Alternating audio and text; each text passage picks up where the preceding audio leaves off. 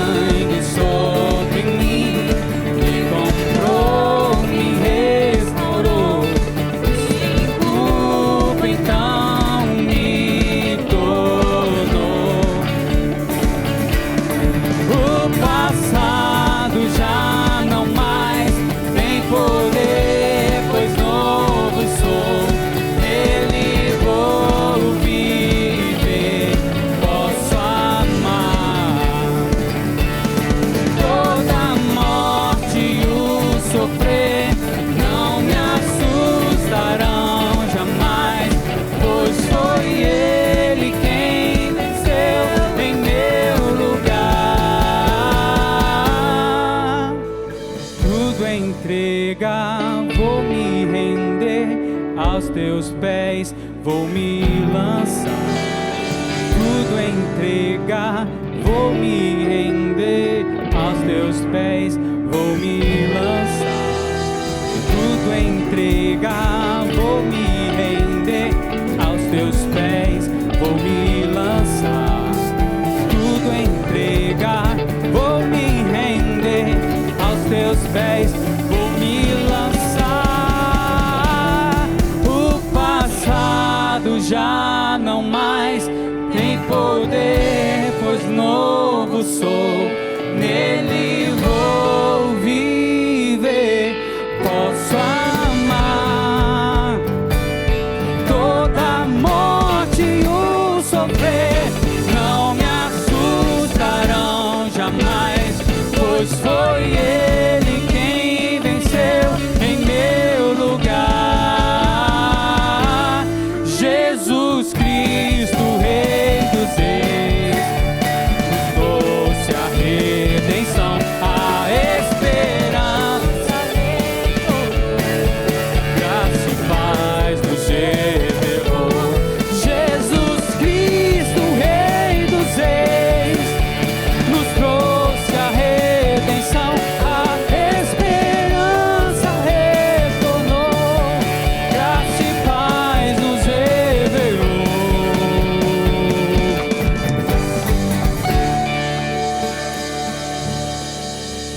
Que alegria receber você aqui nesta noite para celebrarmos ao nosso Deus vivo, maravilhoso. Que Ele abençoe a sua vida, a sua casa e traga as mais ricas bênçãos do céu sobre você.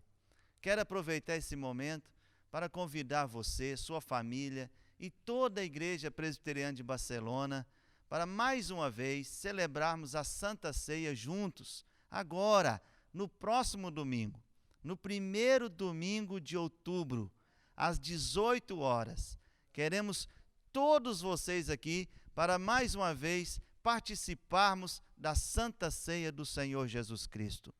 E também deixo já o convite para que você prossiga conosco em nossos cultos, nossos encontros presenciais, que serão todos os domingos às 18 horas.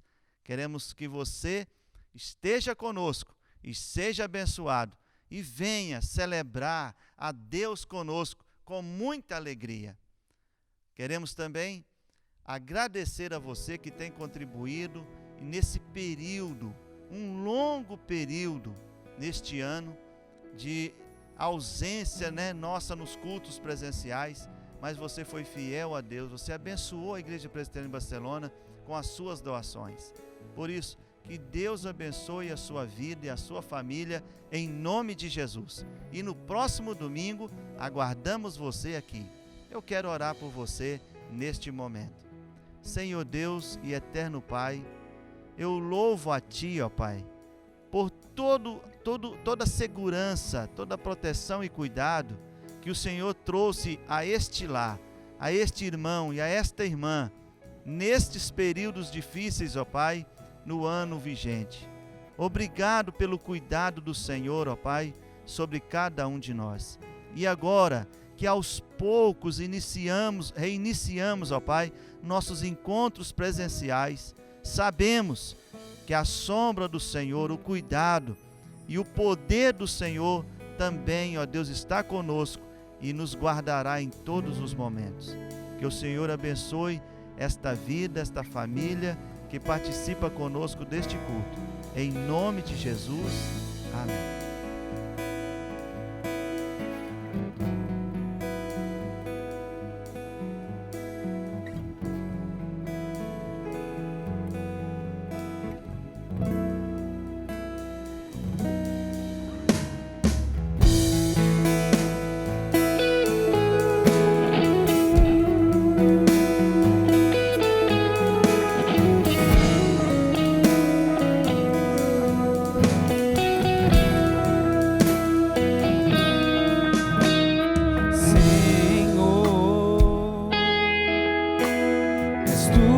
Para mim, maior do que as riquezas deste mundo.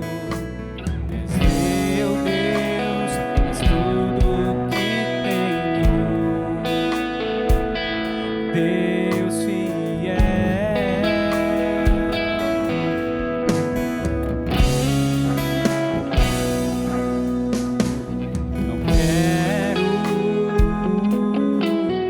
Te adorar pelo que fazes, mas quero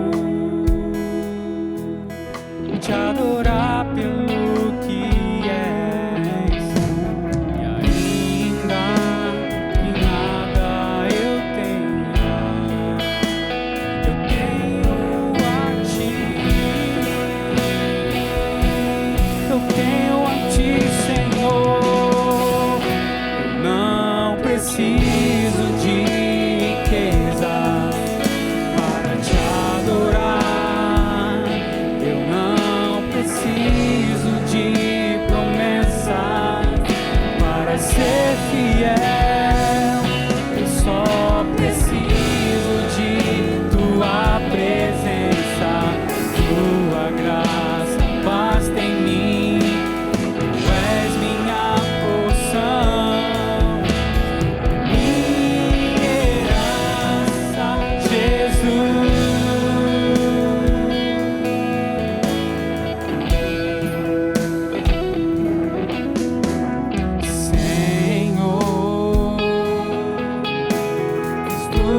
Para mim, maior que as riquezas deste mundo. És meu Deus, és tudo que tenho.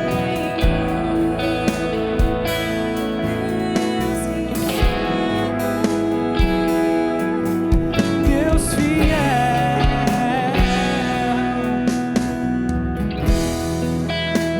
Quero te adorar pelo que fazes, mas quero te adorar pelo que és. Ainda que nada eu tenha a ti. Tenho a ti, Senhor. Preciso de riquezas para te adorar. Não preciso de promessas para ser fiel. Eu só preciso de tua presença, tua graça basta em mim. Tu és minha porção.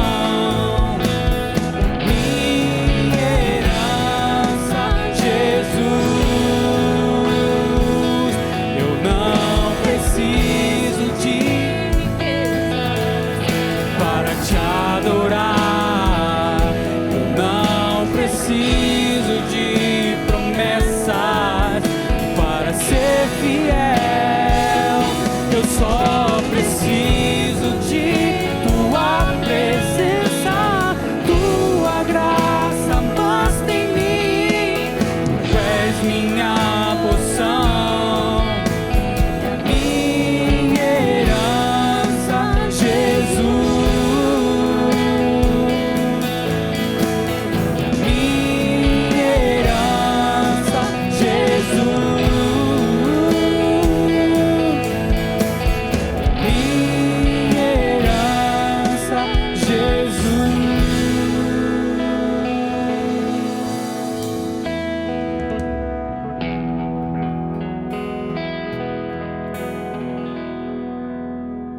Hoje estamos recebendo o reverendo Ramon Lopes, ele que é pastor na Igreja Presbiteriana de Bom Jesus do Itabapuana, um grande amigo, e ele vai partilhar a palavra do Senhor conosco.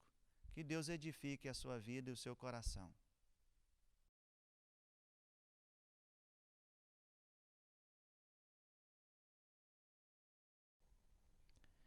Queridos, a graça e a paz do nosso Senhor e Salvador Jesus Cristo, uma alegria muito grande poder estar mais uma vez falando para os irmãos desta igreja amada, querida. Louvo a Deus pela vida de cada um, pela igreja, pela vida do reverendo Marcelino, sua família, conselho. Meu abraço a cada um de vocês. Nós vamos estar falando nessa noite em Lucas, capítulo 4, versículo 43, que diz assim: Ele, porém, lhes disse: é necessário que eu anuncie o evangelho do reino de Deus também às outras cidades, pois para isso é que fui enviado, conforme nos diz aqui também. Mas ele disse: é necessário que eu pregue as boas novas do reino de Deus noutras cidades também, porque para isso fui enviado. Vamos estar orando nesse momento. Deus bendito, em nome do Senhor Jesus, fale ao nosso coração através da tua santa palavra, que o Senhor, ó Deus, possa iluminar a nossa mente, nos dê entendimento e condição de entender, compreender aquilo que tens para nós. Edifica o nosso coração através da tua palavra. Em nome do Senhor Jesus. Amém. Quando nós fazemos uma faculdade, quando a gente está fazendo o ensino médio, normalmente os conteúdos que são transmitidos ali pelos professores, esses conteúdos eles são avaliados numa prova. Marca-se o dia da prova e a gente é avaliado para ver se nós entendemos a matéria que nos foi transmitida, que nos foi passada. Se Jesus fizesse uma avaliação da sua vida, daquilo que ele nos ensina, daquilo que ele nos pede em relação à sua obra, ao seu ministério, como nós nos sairíamos? E nós vamos então conversar sobre as necessidades aí do ministério de Jesus que devem nortear todos os outros ministérios. Esse é o tema da nossa mensagem nesse momento. Necessidades do ministério de Jesus que devem nortear todos os outros ministérios. Em primeiro lugar, nós podemos observar que há uma necessidade aí do ministério de Jesus, que é na fidelidade da proclamação do Evangelho. Quando nós olhamos para o texto, a Bíblia nos diz que ele, porém, disse aos seus discípulos, o Senhor Jesus: é necessário que eu anuncie o Evangelho do Reino. Nós vemos aqui que Jesus, ele tinha um Evangelho a proclamar, ele tinha um Evangelho a anunciar. E era preciso, então, que houvesse fidelidade na proclamação deste Evangelho. Eu não sei quantos já fizeram aquela brincadeira do telefone sem fio.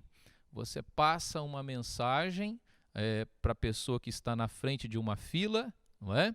E aí aquela pessoa tem que ir transmitindo aquela mesma mensagem até chegar à última pessoa da fila.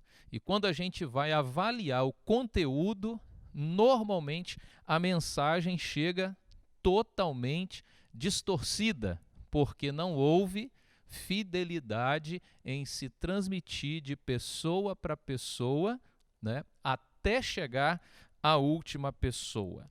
Existe uma mensagem a ser proclamada, e essa mensagem é a mensagem do Evangelho de Jesus. E Jesus diz aos seus discípulos que era necessário que ele anunciasse o Evangelho do Reino. Esta era uma necessidade do ministério de Jesus e continua sendo, de que o Evangelho seja proclamado, mas com fidelidade neste conteúdo, porque o Evangelho ele tem um conteúdo próprio e esse conteúdo ele não pode ser alterado. A palavra Evangelho no grego é a palavra euangélio e também ela significa boa nova, ela significa boa notícia. Deus tem uma boa notícia para o pecador caído, para o pecador escravizado, para o pecador dominado pelo valente. O nosso Deus tem uma mensagem para transmitir, para fazer com que essa mensagem chegue ao pecador. Ele precisa se arrepender, ele precisa se converter dos seus pecados, ele precisa depositar a sua fé em Cristo como seu único e suficiente Senhor e Salvador. Se ele fizer algo diferente disso, ele não será salvo, ele não alcançará a salvação. Portanto, é preciso, meus queridos, sermos fiéis na proclamação deste Evangelho. Aproximadamente no ano 610 depois de Cristo, um homem chamado Maomé disse que supostamente teria recebido a visita de um anjo e recebido então da parte de Deus novas revelações. E destas novas revelações surgiu o Alcorão. A palavra do Senhor nos diz lá em Gálatas capítulo 1, o apóstolo Paulo escrevendo aos Gálatas nos versos 6 e 8, ele vai dizer assim: admira-me que estejais passando tão depressa daquele que vos chamou na graça de Cristo para outro evangelho, o qual não é outro, senão que há alguns que vos perturbam e querem perverter o evangelho de Cristo. E ele pontua: mas ainda que nós, ou mesmo um anjo vindo do céu, vos pregue evangelho que vá além do que vos temos pregado, seja anátema, seja maldito, porque seria um evangelho com o seu conteúdo alterado, com o seu conteúdo distorcido. E o Senhor Jesus, ele estava comprometido com a mensagem de um evangelho que tem a sua palavra, que tem a sua boa notícia para um pecador caído que precisa ser transformado, que precisa se converter, que precisa se arrepender, e essa mensagem ela não pode ser alterada. No ano de 1517, quando houve a Reforma Protestante, a Reforma ela trouxe de volta o ensinamento do Evangelho, o ensinamento da suficiência das Escrituras, da suficiência da obra de Cristo.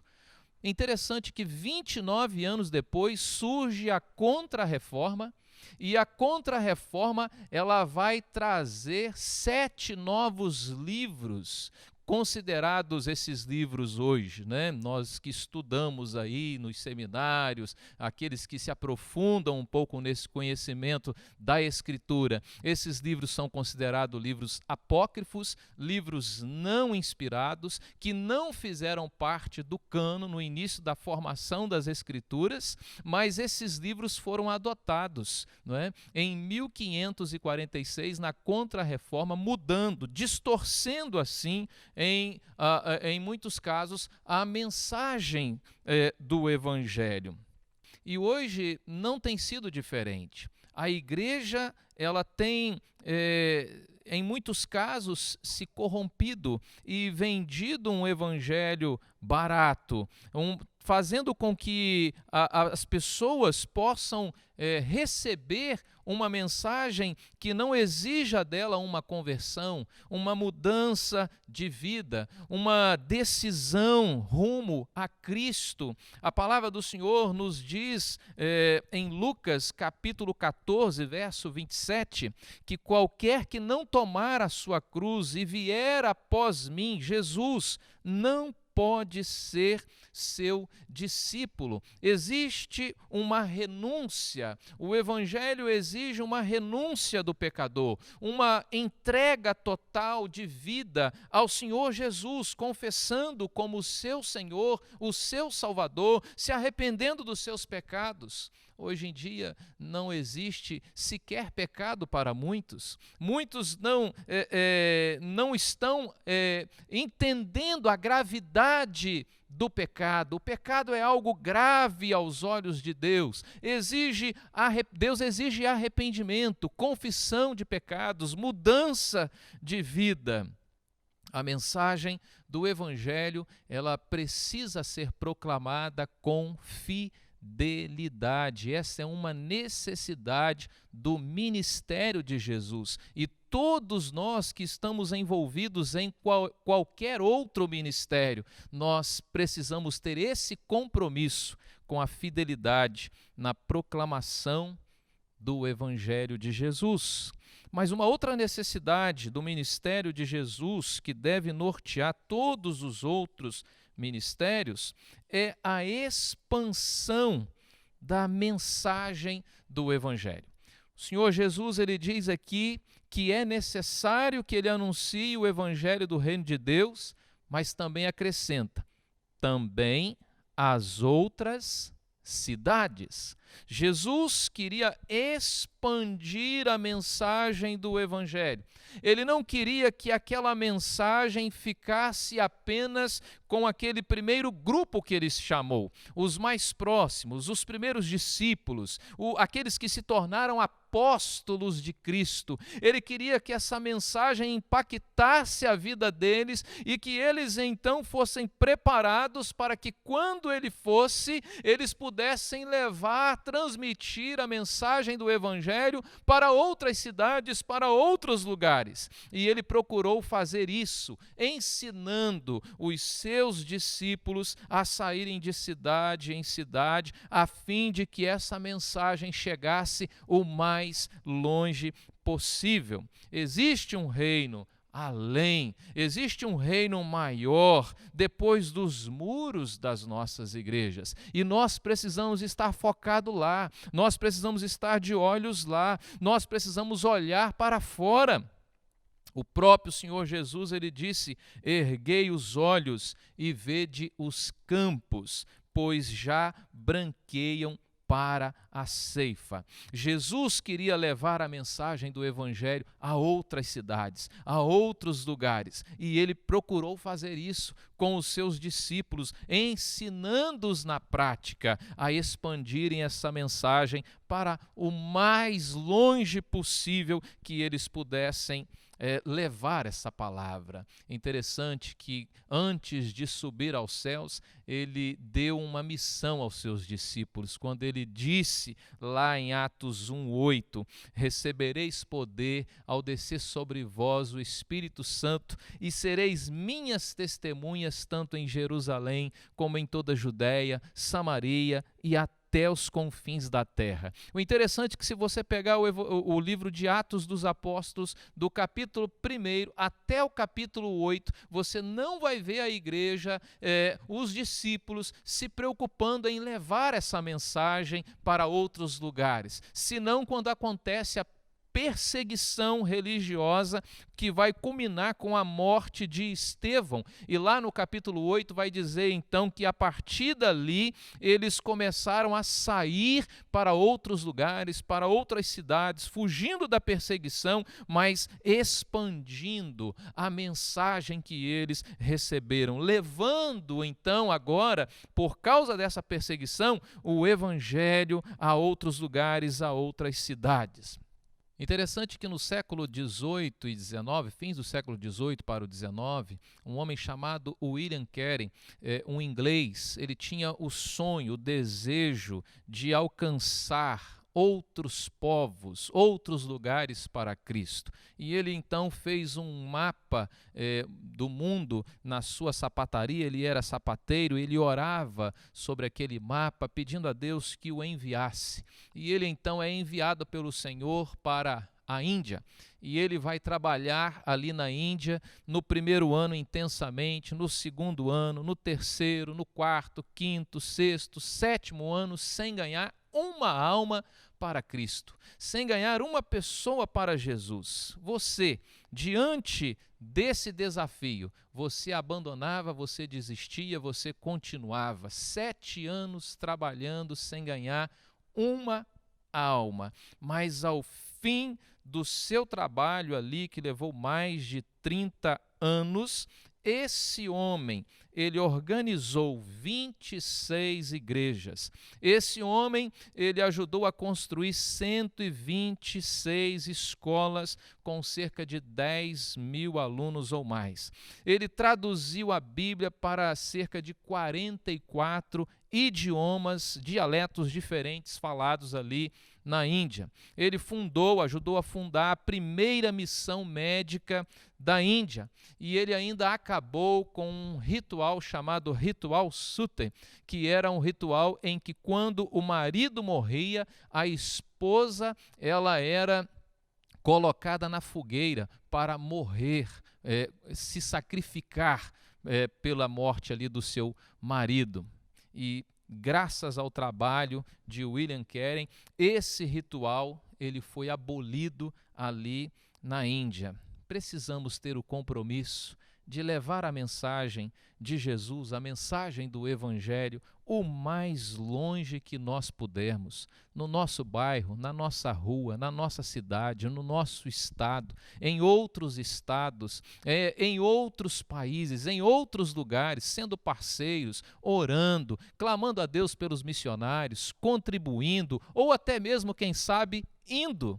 Essa é uma necessidade do ministério de Jesus, de levarmos o seu evangelho o mais longe que nós pudermos. Mas em terceiro e último lugar, uma outra necessidade do ministério de Jesus é a convicção do chamado. A palavra do Senhor, ela nos diz lá no versículo 43, é necessário que eu anuncie o evangelho do reino de Deus também às outras cidades. E ele completa, pois para isso é que fui enviado. Olha que coisa interessante. Jesus, ele tinha convicção do seu chamado. Para isso fui enviado. Ele está dizendo que ele está anunciando o conteúdo do Evangelho, está sendo fiel à mensagem do Evangelho, ele está expandindo essa mensagem a outras cidades, porque ele foi enviado para isso. Para isso fui enviado. Ou seja, Jesus não pregava o Evangelho por falta de opção, por falta de profissão, mas por convicção. Jesus, ele havia aprendido com o seu pai o ofício de carpinteiro. E eu fico pensando, imagine daí, você acha como deveria ser uma mesa fabricada pelo Senhor Jesus? Como deveria ser uma cadeira fabricada pelo Senhor Jesus. Eu imagino que deveriam ser as melhores mesas e as melhores cadeiras, as mesas mais lindas, as cadeiras mais lindas, os móveis mais belos que ele construía, porque Jesus Cristo era perfeito, o Filho de Deus. Ele tinha uma profissão, a profissão de carpinteiro, que ele aprendeu com o seu pai José, mas ele tem consciência de que existe algo maior que ele precisa fazer. Ele foi chamado para fazer o que ele estava fazendo, e isso faz toda a diferença no ministério de qualquer pessoa, de qualquer pastor, de qualquer professor de escola dominical, de qualquer diácono, de qualquer presbítero, quando nós temos convicção do nosso chamado, quando nós cremos que o Senhor nos chamou para fazer o que nós fazemos. A igreja precisa saber por que ela faz o que ela faz. Porque não tem nada melhor para fazer? Porque não tem outras coisas para fazer? Faz por fazer, por coincidência, porque o pai, a mãe ensinou? É preciso fazer o que fazemos porque temos convicção do nosso chamado, assim como o Senhor Jesus tinha convicção do seu chamado, pois para isso é que fui enviado. Eu fui enviado para fazer o que estou fazendo.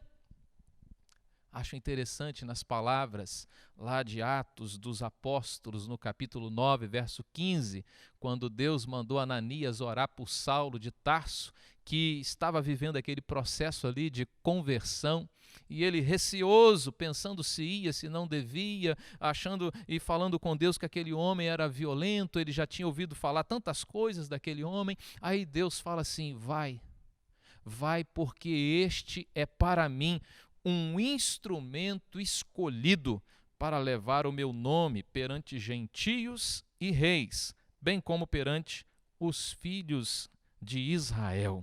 Que coisa interessante, que coisa linda. Jesus te chamou para fazer a obra dele. Isso é um privilégio, isso é uma bênção, mas eu e você precisamos ter convicção do nosso chamado, daquilo que ele nos chamou para fazer, porque senão a gente abandona, porque senão a gente desiste, porque senão a gente entrega. Não quero ser presbítero mais, não quero ser pastor mais, não quero fazer isso mais, não quero ser do louvor mais, não quero ser professor disso mais. Quantas vezes isso acontece? Mas quando nós temos convicção do nosso chamado, nós entendemos que nós temos um chamado. E esse chamado, ele me leva a fazer aquilo que o Mestre exige que eu faça. Como você avalia hoje o seu ministério? Aquilo que o Senhor te pediu para fazer.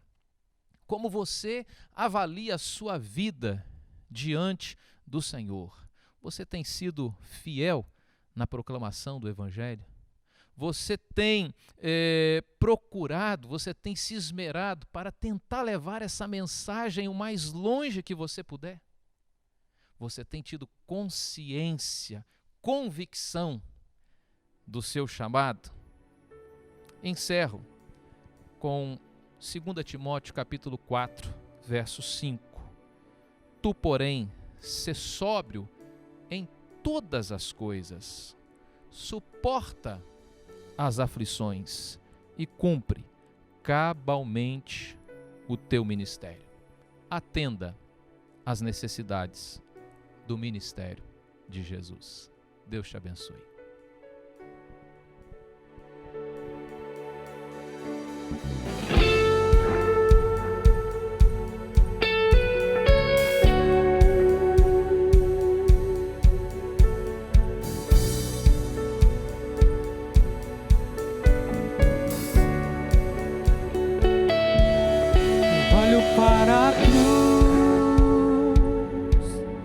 Para a cruz eu vou, do teu sofrer participar, a tua obra vou cantar, meu Salvador, na cruz mostrou o amor do Pai, justo Deus,